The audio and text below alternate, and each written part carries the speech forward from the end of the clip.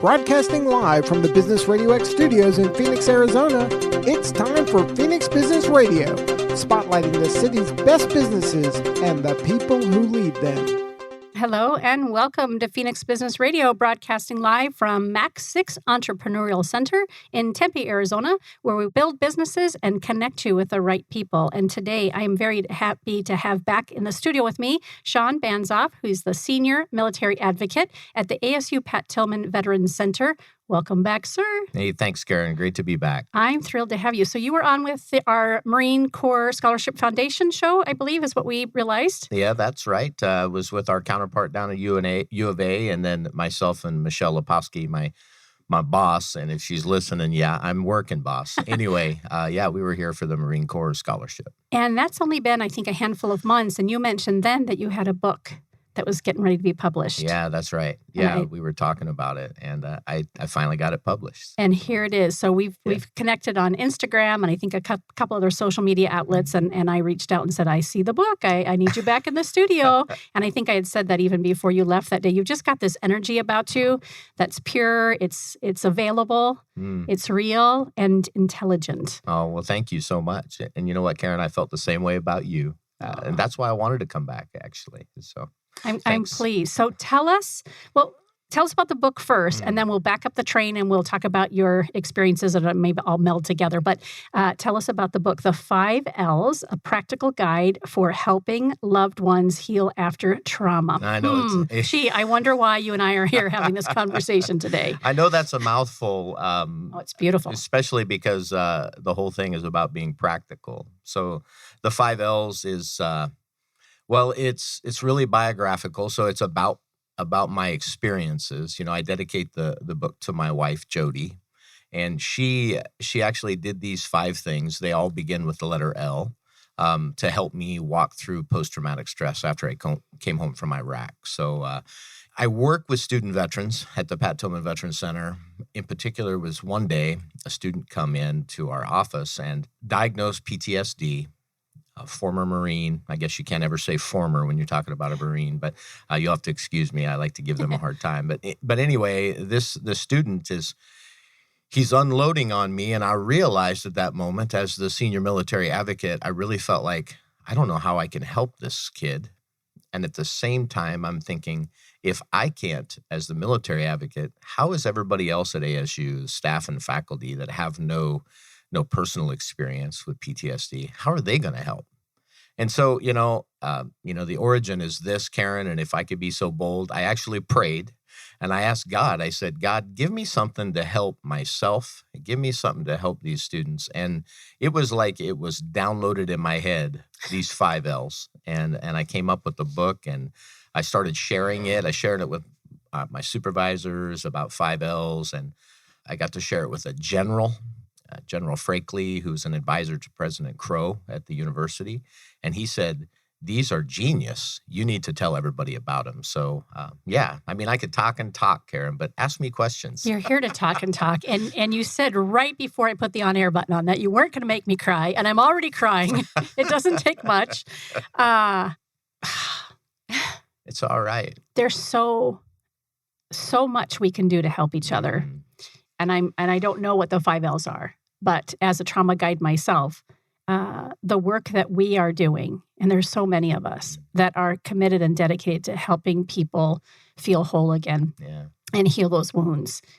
So can you speak to the 5 L's? Sure. Like what are they specifically? And I don't know how deep you want to go, but we've got an hour. So that's what we're here to do. Absolutely. I do want to do a couple of shout outs. There's Pastor Sang-Hoon Yu. Pastor Sang-Hoon is really the leading force in the trauma-informed congregation movement across Arizona. And he and I are good friends.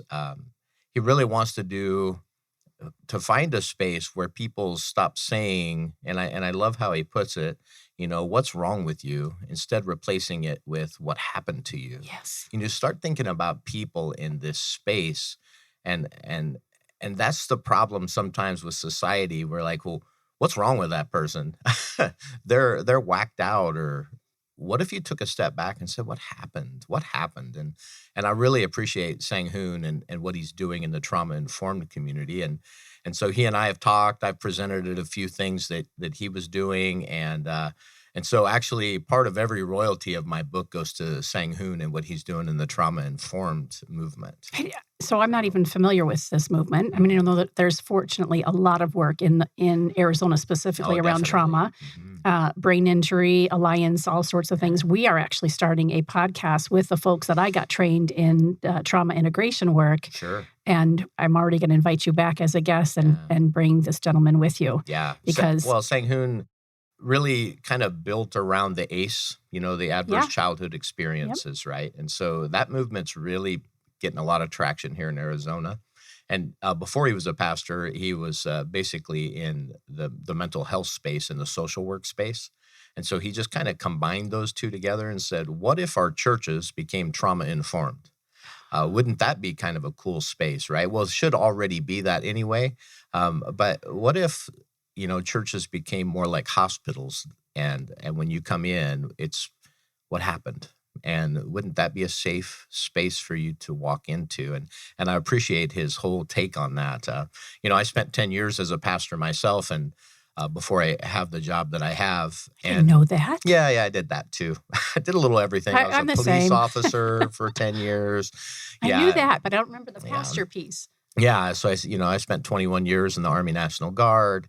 But anyway, long story short there, because of what he was doing, I wanted to make sure that I could continue to bolster whatever it is. With every cell of this book, I felt like Sang-hoon needs a piece of this so he can continue to help people that are struggling with trauma in Arizona especially. I want to hear about the 5 Ls. Yeah, I'm sorry, I'll get to that. No, that's okay. This is what we do. I always say to folks, and I didn't say it to you this morning because I knew you've been here before, but every time there's guests in the studio, I'll say, listen, before we go on air, I want you to imagine that we're out for a cup of coffee or a meal together, and someone is leaving the crowded restaurant, which fortunately we can start doing that again. Yeah, we can. And they tap me on the shoulder and they say, I'm embarrassed, I've been eavesdropping, but then they look at you and they say, I got to get your book, or thank you for doing the work, or whatever that thing is that we're talking about. And they say, your table was far more interesting, the laughter, the camaraderie, and the intensity than the table I just left, wink, wink, and off they go. Yeah. And then you and I are looking at each other, we shrug our shoulders, and we're like, wow, we were having a great time, but we didn't know other people were benefiting from it. But that's how we do every single show here at Business RadioX. So let's back up just a bit, because I want to, for our listeners who may have already made an assumption about what trauma is, especially in our business world where we are working with leaders who really can command a great audience and really are, leading folks in miraculous ways.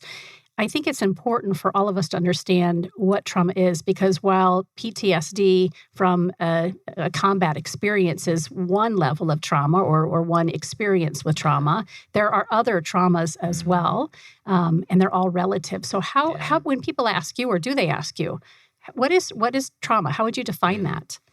It's funny. I don't think anybody's ever asked me that question. When I associate it to myself, it is when I've realized that I can no longer be the same person I was before it happened. And I know that might sound kind of ambiguous, but I can no longer be pre-war Shawn. You can no longer be pre-trauma Karen.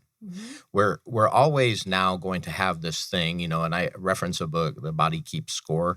Your mind, your body, if you've had a traumatic experience, no matter what it is, and your body and your mind will always remember it. You can't just get rid of it. What we can do, though, is share with one another and carry each other's burdens in that, so the trauma isn't so heavy upon ourselves. And I think one of my big goals of the 5 Ls was to normalize trauma. If you start looking out there, it's not just the veterans that are coming back from war. It's the 25% of girls who are sexually assaulted on college campuses across our nation. It's the even higher percentage of women that are sexually assaulted or harassed in the military today. Like, there is so much trauma. How about kids who have suffered from an abusive parent?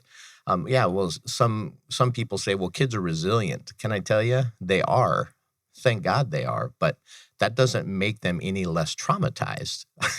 Things that happen to you when you're a kid, you carry those things. And if you look at the ACE study, all those things have this physiological and biological effect on you. If you receive trauma when you're a child before the age of 18, you're higher risk of suicide. You're at a higher risk of substance abuse. You're a higher risk of depression. All those things affect you. Yep. That's trauma to me. You can't ever go back to who you were before. You just have to learn how you can live your best life after. Beautiful explanation. And so simple, right? Because we can all kind of visualize that. I'm going to expand the trauma a little bit more. A car accident. Sure. A divorce. I know for me, that was one of my first trauma points was my parents' divorce.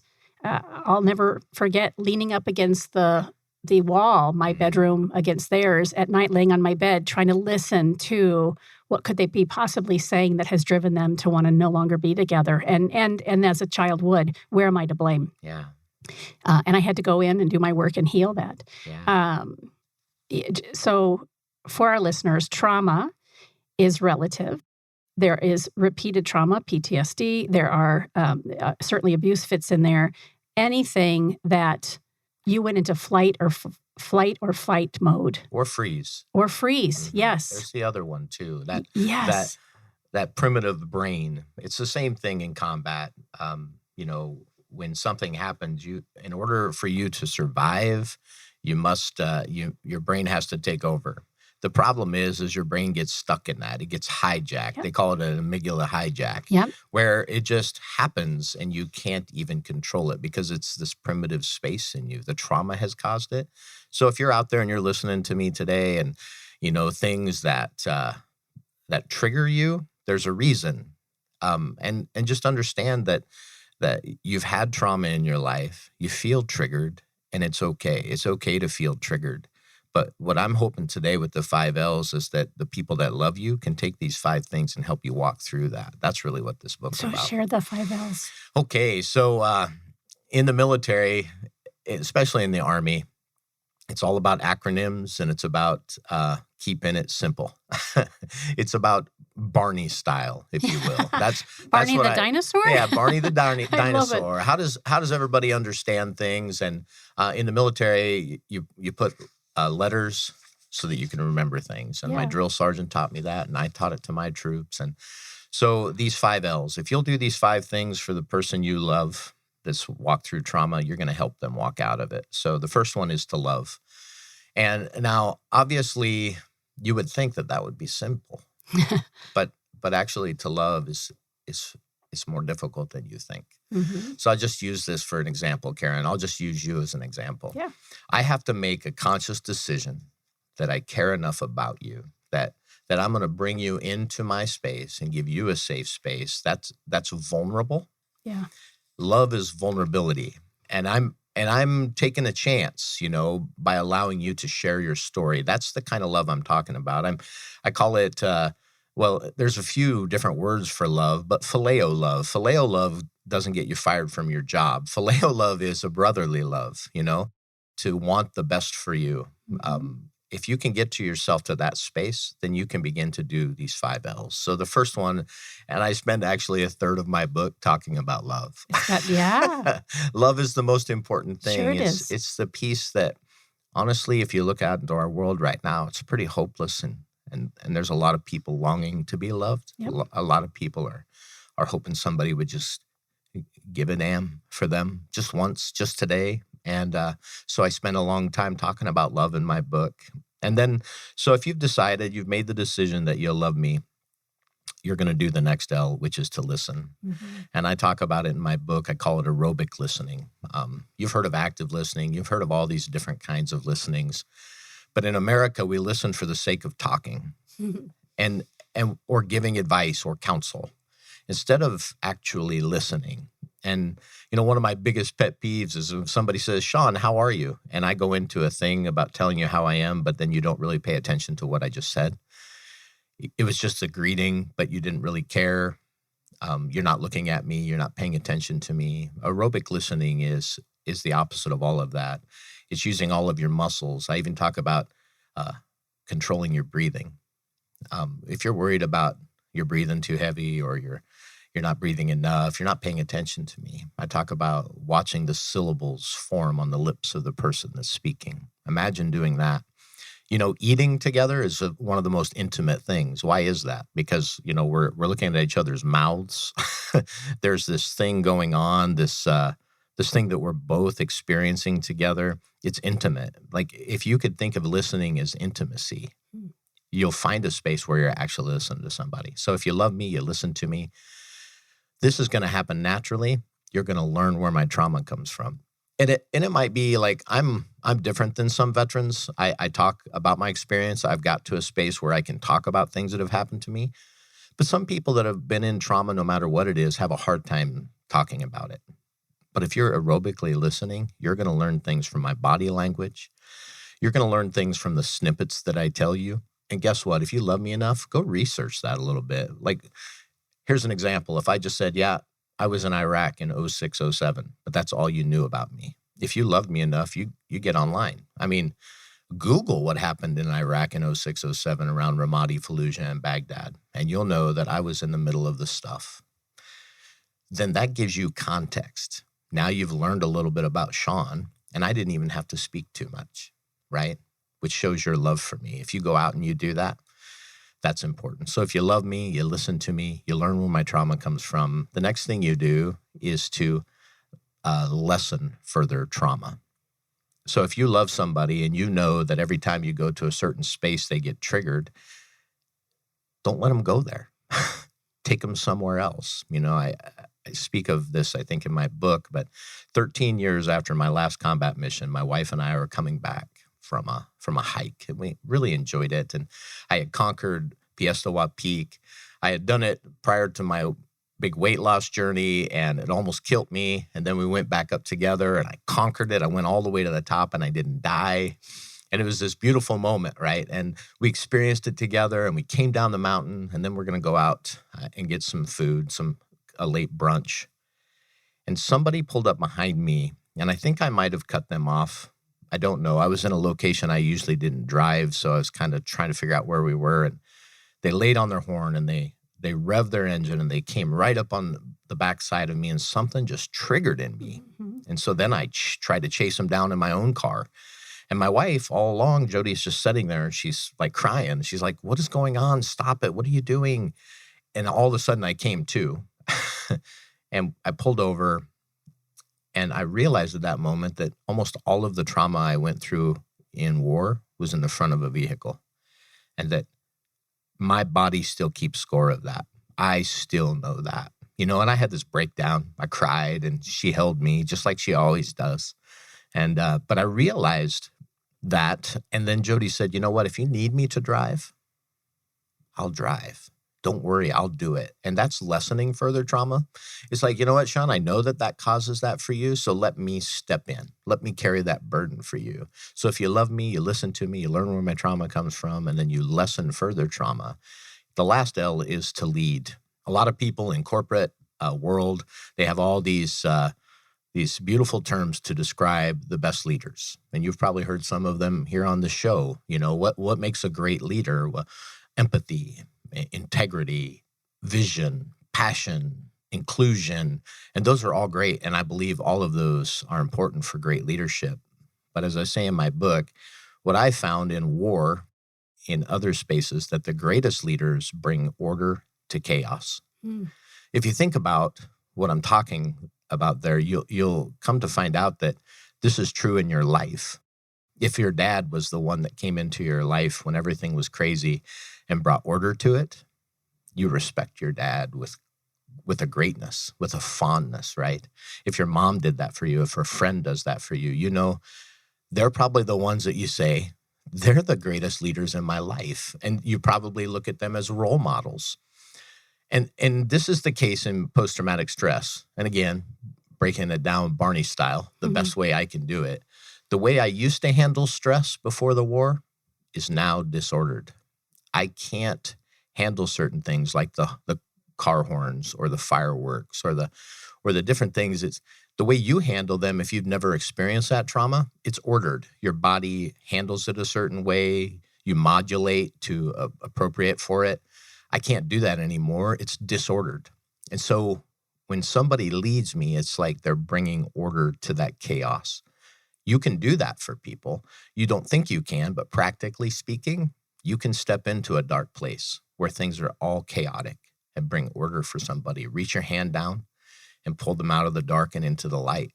My wife's done it many times for me. I know other people have done it for their loved ones too. So that's it. You love, you listen, you learn, you lesson, and you lead. That's the 5 L's. Beautiful. And of course, I'm thinking of my own journey through the recent chaos and trauma that we've been through as a family, and how many times I've stood in the presence of the 5 L's and really showed up that way, and then how many times I've stepped away. Sure. and sometimes out of fear, sometimes out of self-preservation. What great reminders. And I've never heard the definition of leading in that way. And it's perfect. Isn't Bringing order to chaos. I quickly went to all the jobs I've had as a leader in the education and my role in the family, and even just with my clients and the trauma work that I do with my private clients. I'm like, that's what we're doing. That's it. Yeah. Absolutely. And so it's practical, right? Very practical. Anybody can do these 5 things.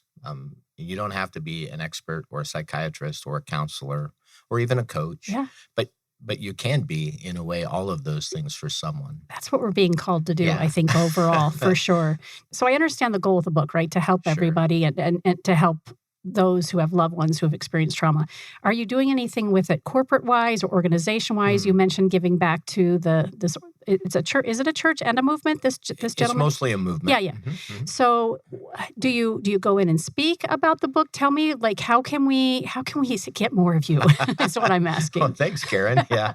Well, I'm actually, with my position at the Pat Tillman Veterans Center, what's been so wonderful, a few things are happening right there, is that we have this training that we give for staff and faculty across the university to help with our, everybody understanding the veteran population at ASU, which is, one of the biggest in the nation. 10,500 military-affiliated students go to ASU. I didn't know that. Yeah. Most people are like, how in the world does that happen?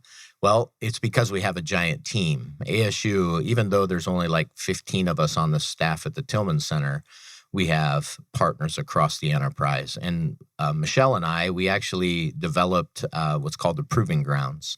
What we realize is that, if you don't know what a proving ground is, it's in military terms at the Department of Defense, when they create a new weapon or a new tactic, they take it to the space called the Proving Grounds to prove whether or not it works before they go off into combat. Who wants to send a soldier with a gun out to war that has never been tested, right? Yeah. So what we were realizing is that people across the enterprise were being asked to help our student veterans with no training. And that's no offense, and that's not even a knock on ASU. Nobody had really thought about it until Michelle and I said, we need to do something. So we created what's called the Proving Grounds, and we take staff and faculty through there. We give them a sticker at the end, and they take an oath of the Proving Grounds and to help transform our student body into being the best version of themselves. And within that, I actually get to teach the 5 L's to staff and faculty, and which has always been amazing. I probably over 1,000 people at ASU before I even wrote the book have heard about the 5 L's. And then I'm hoping to do a TED Talk coming up, with the West Campus. They're doing a TEDx out at our West Campus, hoping to do that in September to get the 5 L's out there for them too. Lots of different things. I also work kind of a side hustle. I work with, it's a company called Culturally Intelligent Training and Consulting, and I'm the senior consultant and trainer for military-affiliated persons. And so it's all about training corporations, about equity, inclusion, diversity, and part of that, and it's a great team. The CEO is Renee Bahati-Klug. She is, I guess she's kind of my boss because she founded this organization, and she said, Shawn, I would love for you to come and be my military trainer. So within that, we have the LGBTQIA training. We have understanding the Black culture, understanding the veteran culture. It's a beautiful amalgamation of so many things, and I love it. And I'm teaching the 5 L's to corporations. So maybe a company that comes on Business RadioX would say, we need diversity training. you could contract that company and Renee would set it up, and maybe you want one of the breakouts to be, how about my veteran culture? I would come in and talk about the 5 L's for them too. So yeah, great spaces. I am currently, I think in June 10th, I'm speaking to a veterans group for McAfee, that company, the software protection company. They have a veterans group within their business with about 250 veterans worldwide. So it's not even just American veterans, but Great Britain, some different countries in the UK or in the EU. So I'm speaking to them about the 5 L's coming up in June. Lots of people wanting to know about this practical guide, and I'm excited about that. Thank you for birthing it into the world. How was that as an author? I mentioned to you that, I wrote a children's book years ago, and it is like having a child. It is. What a vulnerable thing, right? Having a child, you're pretty vulnerable. Right. I mean, I was there when both my kids were born, and my wife was vulnerable. Yes, right? and a lot of responsibility. Oh my gosh, absolutely. And then with that vulnerability comes the possibility of criticism. Yes. And so when you put your story out for the world to see, then you kind of step back and go, I can't believe I just did that. And you worry a little bit. I want to suck it back in. I don't know if they're going to like it and so far, if you go on to Amazon, I have people that I don't even know that are talking about how the 5 L's have changed their life. And when you hear something like that, it's surreal. Yep. It's absolutely surreal. The first couple of weeks that after I released the 5 L's, it was running #1 new release for Amazon military families. And the first day that I saw that thing pop up, I thought something was #1 wrong with my computer. Or then I was starting to think, well, it's on my computer, and so it's my #1 release. No, that wasn't the case. I had somebody else check on their computer, and yes, indeed, it was #1 for new releases in military families. And it's been staying, within 50 to 100 for the last couple of months in military families. It's, if you think about how many books are actually out there for post-traumatic stress, mental health, and the 5 L's is ranked pretty high. And so to be able to watch that, it's like seeing your kid out in the world succeeding. And it's surreal. It is. It's surreal. And I love it. If I can tell this quick little story. Absolutely. Somebody tagged me on Instagram and took on their story, and they took about 6 different pictures of my book with underlines and circles around different parts of it. And at the bottom says, I'm obsessed with this book. And I was like, somebody is obsessed with something I wrote. And so I reached out to her because I didn't know her. And I said, how did you find out about the 5 L's? And it was a beautiful story. She's in North Carolina. She was at her sister's house. Her sister had purchased the book because of the ratings she saw and the reviews she saw on Amazon. She purchased it and was sitting on her vanity, and she went in, washed her hands, and she sees the 5 L's sitting on the vanity. And she picks it up and she said, I couldn't put it down. And I was like, and I don't know you. That's the beautiful thing. It's like it touched somebody's life. My book just sitting on the vanity of someone out in the world, they picked it up and it changed them and helped them. That's beautiful to me, Karen. That's beautiful. It's incredible. And so the ripple effect of that is amazing. You've shared that story here. Someone's going to be hopefully compelled to read it. That gal and her sister, how they're going to show up in their lives for their family, their community, their neighbors, if they're employed. I mean, it just ripples, right? Does. And it continues to grow. And so when we have these kinds of conversations here and we have listeners, if you have that story in you, and I'm going to suggest that we all have that story in us because we've all had a journey. If you've ever considered writing a book, don't let that book, as the saying goes, die, when you leave this earth. You've got to get it out there. Oh, write it. Write it. It's like being self-employed and an entrepreneur. It is the hardest work that you'll ever do. Oh, yeah. And writing a book is right there with it. I'll never forget. I ordered so many copies of my book because I was going to handle the marketing, which went well. I do have several books left at home, so I'll have to get you one. But Yes. I'll never forget that truck pulling up in front of my house and dropping the books off. And at the time, my 13-year-old was just maybe not even 2 years old, and just that feeling of, wow, this is mine. This is my gift to the world. It is, and it's your legacy.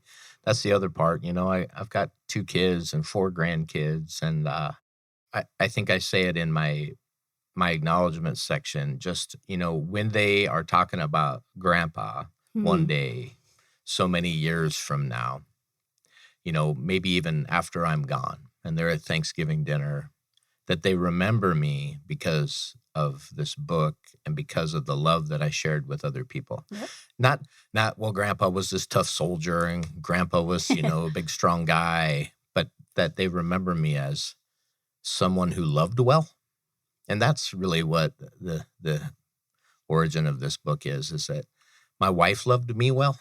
I want to love others well too, and give you, a tool to do the same for the people that you care about. You two were together prior to your military time? Yeah. Yeah. We're almost, we're coming up on 28 years we've been married. Gosh. Yeah. She was there for my entire military career, except for maybe the first year or so. But she was part of everything with me. And so many changes come with that. Yeah. We have the Marine Corps Scholarship Foundation here at the studio. You and I talked about that a bit ago. We have ESGR, so the Employee Support Reserve and Guard, Employee Support for Reserve and Guard. And then we have Joe Puz, who does his project management office hour show, and he runs a nonprofit, VP MMA, I believe is what it is, Veterans Project Management Alliance, something along those lines. And so very frequently we have conversations with veterans who have said that re-entry back into the world beyond military, whether it's been active duty, I mean, clearly that goes without saying, but even if there's been a role that somebody's been played and it's been, I'm going to use the word safer, I don't know what to say. Yeah. It's such a different culture, right? Yeah, absolutely. It changes you. Whether you've been to combat or not doesn't matter. The military has its own trauma outside of combat. Trust me, it does. And then it's not just the trauma, but it is a molding of your mind. It's a molding of your body. Those things you can't just get rid of when you leave either. So it doesn't even matter if you're a National Guards person or if you're, in the reserves and you never saw combat. Living in the world outside of the military is so difficult. The Department of Defense does a great job of spending a lot of money training soldiers and Marines and airmen how to fight. They do an excellent job. We're the best military in the world, and hands down, and I know that. But they don't spend a lot of money as you leave. On the reentry. I wrote this LinkedIn article once called 6 Days Combat to Carpet. That's how long it was from the time somebody was shooting at me until I was standing in my living room. 6 days. Can you imagine that? I thought back, I had my grandpas from World War II. I thought back, how did they walk through that? And what's interesting is that they used to be on boats and would take months to get home from war. They had time to share their stories with each other. They had time to cry with each other and joke with each other and hang out with each other. And 6 days is not enough to decompress. So there I am standing in my living room. Just 6 days prior, I was running to Ramadi and trying not to die because I knew that I would be going home soon. And then I have to somehow be husband and dad to 2 teenage kids and a beautiful wife. And I was a mess. I was a mess, and I can't imagine. And I only saw just some combat. There's troops that have seen multiple deployments and multiple conflict and death and destruction, and then they got to stand in their living room in 6 days. We have to do a better job, I think, and that's one of the the origins of this book too, is that, well, maybe we don't have the money for that. That's fine. Maybe I can do something here and help. Yep. So, and you're doing that. So your next book, just if you don't know this already, is 6 Days Combat the Carpet. You think so, huh? Oh, for sure. Hands down. Well, I have several things in mind, and I was hoping I could share those. I'm ready. That was going to be my next question. What is next for you and the book, and how can we best support? You're really gonna like this, Karen. My sequel is The Return of the 5 L's, Practically Loving Me. So here's the thing about trauma. You lose love for yourself. You kind of lost that love and feeling. And it's not that you wanted to, but somebody or something took it from you. The person who traumatized you, if you're listening right now and you were sexually assaulted, that person stole the love that you had for yourself. If you went to war, the war stole the love you had for yourself. And I'm like, something needs to happen here where we can learn how to love ourselves again. So taking the 5 L's, flipping them back on ourselves and kind of reversing. Okay. So I just think of this, if you will. First, you have to learn how to lead yourself again. You have to take back that love from the person or the thing. You have to lead yourself now from this point forward. Yes, you're never going to be the same again, but you can take leadership and bring order to your chaos. And then once you've done that, you're going to have to lessen some things in your life. It might be relationships. There might be some things where you're like, this is toxic. It might be your job.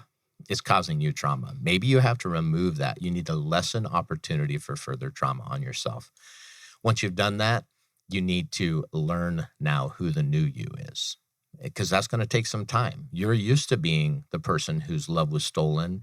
You're used to being the traumatized person. You're going to have to learn who you are and then listen to yourself. Positive speaking to yourself that you deserve to be loved again. You deserve to be the person, and then listen to yourself. And then once you've done that, I'm hoping, you've walked through this, that you'll find that love and feeling again. You literally did them backwards. Yeah. I love that. Yeah. I believe that there's something in there. Oh, for sure. So I'm on the manuscript. I have a couple of pages written on it, and I'm excited about that. This one the ink isn't even dry yet, and you're already on to the next one. It's because I care about people. Yes. And I really want that to happen. And then my next, and I'm so excited about announcing this one. I'm hoping to have it published this year. I'm gonna do a cookbook. So I've got a good friend, Moises, and Moises, a Hispanic man. He loves to cook. I love to cook. And we were, having a couple of beers at the Wilderness. And I said, what if we write a cookbook together? And this cookbook will be based around bringing back together what has been divided. So in our country right now, in our communities, we're divided by race and we're divided generationally. So here's the thing about food. Food can traverse race. I heard it said once, and just speaking about the AAPI violence and what's going on, I heard this woman say, I wish you loved me as much as you love my food. And she was an Asian woman. And I thought a lot about that. So what if we do take food and you bring people, your neighbors, let's say, maybe they're different than you, look different than you, and you bring them to your house and you use our cookbook and you have a cooking book club, and you learn to love one another over food. And then, recipes from our past, bringing my mom's generation and my grandma's generation to today. What I think that there's something really beautiful and connective over the food that we can maybe make a difference. So we're each going to do a recipe a month, and we're going to call it the Monthly Familia. And at the end of the book, in the index, we're going to invite people who we love to submit their recipes for the book. So that's going to be our family and our friends, and so that they all can have something published in a work. Yeah. That was the cool thing about, my good friend Jamin. He's my assistant author on this. Jamin he published it as well.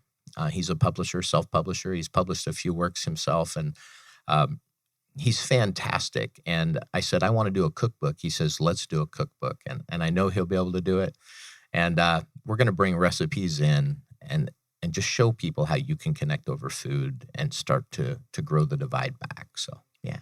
I thought of this when you were talking about sharing a meal together. Some of the neatest workshops and retreats that I've participated in the years that I've been working on personal growth and professional development has been talking about food and loving and appreciating where it came from, right? From the farm to table kind of idea, tasting it, being in community with somebody. And I also, as you're just sharing just now, I thought of, it's been years ago. I want to say maybe 15, 16 years ago. I was really going through a difficult period, and I called a friend and I said, I need you, right? And she was one of those people who offered 5 L's to me throughout my life. And she said, come over and I'll make you something to eat. And she was an excellent cook. And I remember every bite, every morsel of that little meal that she made for me. I could taste the love and the deep connection that we had, and just her being in service to me. And I was so grateful. I took a nap in her spare bedroom later. It was just, I needed to be cared for. And food can be that for us. It's fascinating that you mentioned wilderness. For our listeners, it's Arizona Wilderness.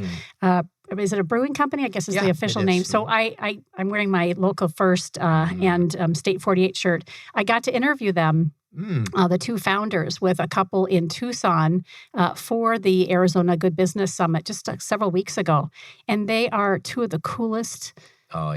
Most hip, down-to-earth guys who, again, have this similar passion for making a difference in our community. I mean, different focus, right? Theirs is food and beer and brewing sustainably and local ingredients and everything. But food is such an important part. Oh, they're excellent. Of what we're doing. I totally agree.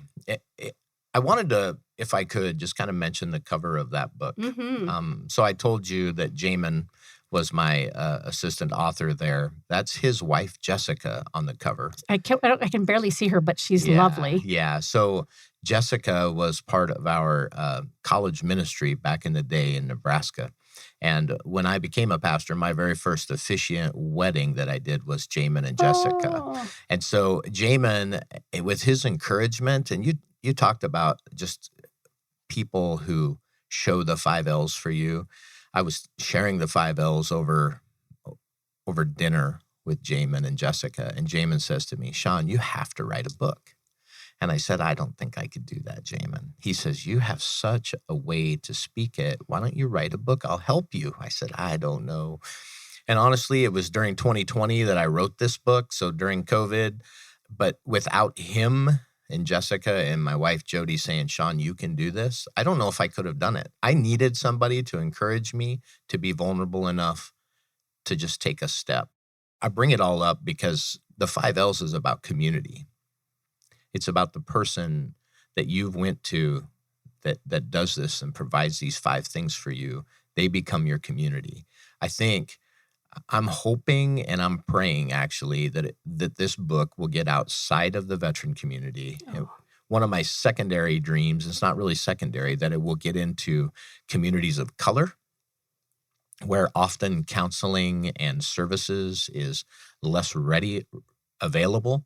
Maybe if I could get this book into the hands of communities of color, then they would be able to help one another as well. So that's one of my big dreams, actually, is that somebody, I emailed Oprah and I said, hey, I use this in your book club, tell somebody about it, and a few other popular, famous people, because I know that that's important. I want the 5 L's, and it isn't even about the money, Karen. I don't even know if I'll make a dime off of this, to be honest with you, because I'm going to give a lot of it away. I just want people to have a community of people who love them around them. And I'm hoping that everybody just takes up this practical guide and says, I can do this too. I can do this for people that I love. So yeah, thank you so much, actually, for today. This is a voice and a platform for me, and I owe it all to you. And I appreciate you so much. It's my pleasure. And it's far-reaching, which is really pretty cool. Our traction for our shows at all of our studios in the Business RadioX family is pretty impressive. Yeah. And so I'm pleased that you wanted to come back and talk about the book and all the great things that are happening. How can we stay in touch with you? Where do we buy the book? Well, you mentioned Amazon. I heard that. Sure. But do you have a website? I know you're on Instagram and where my else? Gosh. LinkedIn as well. I'm everywhere. Yeah, we have to be as authors. Right. I'm a 50-year-old social media dude, right? So you can find me, my name, Shawn Banzhaf, and it's Banzhaf. So you can find me on all the social media platforms, Instagram, Twitter, Facebook, LinkedIn. I'm pretty big in LinkedIn because just doing the job that I do. But my website, ShawnBanzhaf.com, I try to keep it simple, just like I do everywhere. But you can search for the 5 L's. Some hashtags out there, that I use are hashtag 5Ls book. I also use trauma-informed author. It's something that I'm trying to do is get people aware. And then helping veterans is another hashtag I use a lot. But yeah, ShawnBanzhaf.com. You can learn more about me, but then you can also link to purchase the book. You can get it in ebook and you can get it in paperback. I'm working this summer. I'm going to do an audio version of it. I think it's important. People have asked me for it. I mean, I did a reading quite a few times now, and people are like, why don't you record it? And I said, well, I just haven't gotten to it. I'm doing my master's classes on top of everything at ASU, Karen. Gosh. So I'm staying a little bit busy. For sure. Wow. I'm just in awe. I'm excited to continue growing our friendship and our working relationship. For organizations and businesses, are you available then to come speak and train? And what's the best way to contact you for that? Through your website or even LinkedIn for that matter? Yeah. So I think if you reached out to me on any of those spaces, I'll reach back out to you. I got no problem with that. I have several blogs out there too. So if you like the 5 L's and you want to kind of see some other things that I'm spinning up sometimes, you can look on my website for that. But yeah, reach out to me. If you're a company that wants me to come and talk about the 5 L's, I'm all about it. I speak a lot in large groups. Like I said, I was a pastor, so speaking in front of people, it's just something I feel like has been my gift, and I want to give that back. So if you want me, just reach out. And honestly, I got great bosses at the Pat Tillman Veterans Center. And, they've chosen my book to be the required reading for our LIA 294 class for the Veteran Success class. So, yeah, they're behind me and supporting me, and I want to be everything I can be to help our student veterans at ASU. So, yeah. Kendra Maples has a show called Culture Crush, and we just had our segment yesterday with Yellowbird and Journey Edge. Jonathan Cottrell. Yes. I know Jonathan. Yeah. He's a good friend of mine. Yeah. So Lisa Nobles was on his behalf. Okay. And then Mike Zell, the founder for Yellowbird, was on as well. I think you'd make a great guest for Culture Crush, so we'll have to have you back for that as well, and I'll make that connection with Kendra. Tell us, as we kind of phase out and close up the segment, you mentioned, obviously, at the ASU Pat Tillman Center. Can you just give a shout out to, what is the function for that organization and that sort of thing? Absolutely. So as a military-affiliated student is maybe transitioning from their military service, they've chosen higher education as the next part of their journey.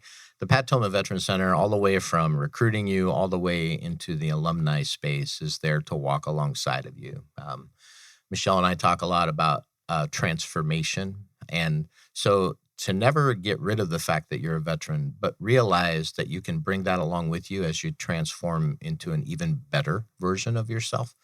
That's what higher education can do, but it takes a team to do that often, and military persons are used to that team mentality. So what we do is we come alongside by resourcing them. We, of course, we certify their GI Bill benefits. That's all part of it. But it's also a success culture. That's what we try to build for them. We have several different programs to do all those things with our students. Part of one is I lead what's called the Veterans Circle, and what it is it's not really a support group, but it's a veteran safe space via Zoom. Students come, I ask thought-provoking questions. We've talked about things in the 5 L's, and we're able to actually just be ourselves, and it's safe. And sometimes the language gets a little colorful because that's our military bearing, but Yeah, that's just one of the many things that we do to come alongside our student veterans as they walk through their journey. And how long has the center been part of ASU? Oh, I'm glad you asked. We're actually having our 10-year anniversary in August. So we've been a part of this under the name of Pat Tillman, who is our hero, who gave his life in service of the country. And I love his family, and this is a shout out to them as well, Mary and Greg and Kevin and Candy. Thank you for being part of the journey at the Pat Tillman Veteran Center. But yeah, we're going to be celebrating our 10-year anniversary, and we're planning on having a cake cutting at all the different locations. We actually have a center at every one of our physical campuses. That was going to be my next question. I was assuming just the main campus, but that's brilliant. We have a space everywhere for our student veterans so they can come in, get a free cup of coffee, talk to somebody, just relax with other veterans. And I said military affiliated because that's important to know, is that a lot of our dependents of veterans are using benefits. So they're part of our family too. Family matters is important to us. And we try to help our dependents as well, our spouses, whoever's part of our community, they're part of our family. I guess that's kind of what we do at the Pat Tillman Veteran Center. Yeah, I'm so pleased that you were taking a moment to share because that's critical. And we have to thank them for giving a little bit of space to come here and play today. Yeah, I'm gonna hear it from my boss, but hey, we gave enough shout outs. And no doubt, as you continue to do what you're doing, and it's all related, right? I mean, it really is. It's beneficial all the way around. Mm-hmm. I like to ask this question on occasion because I'm curious. When you were a little guy, like the little Shawn version of you, did you always dream about being in the military? How did you find your way there? And does your life look like what you thought it would look like when you were, say, 7, 8, 9 years old? I always thought I would be a professional football player, to be honest with you. That was my heart's desire. I wanted to play for the Nebraska Cornhuskers. I grew up in Nebraska. Every kid, I think, almost back in those days wanted to.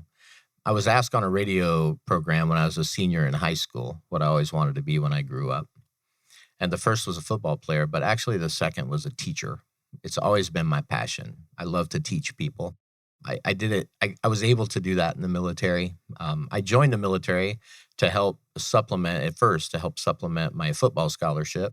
I joined the National Guard, right? But what I really realized is that I watched my grandpa, World War II vet, 2 of my uncles being veterans of Vietnam, my great-grandpa, veteran of World War I. He was born in 1890, and I knew him, and it's a legacy in my family, and I wanted to serve for the greater good. And I think if you talk to most veterans, whatever reason they got in wasn't necessarily the reason they stayed in. Mm-hmm. I stayed in because I cared about the people that I love. So I continue to serve today, just in a different way. Writing a book is my act of service. I need to continue to serve my fellow man and woman too. So, yeah. On that note, we'll close. Thank you. I have no doubt that we'll stay in touch and see you back in that seat, hopefully several more times. You've been listening to Phoenix Business Radio, broadcasting live from Tempe, Arizona, right here at the Max 6 Conscious Workspace and Entrepreneurial Center. Some media leans left, some lean right, and we lean business. Until next time, I'm Karen Owicki. Thanks for listening.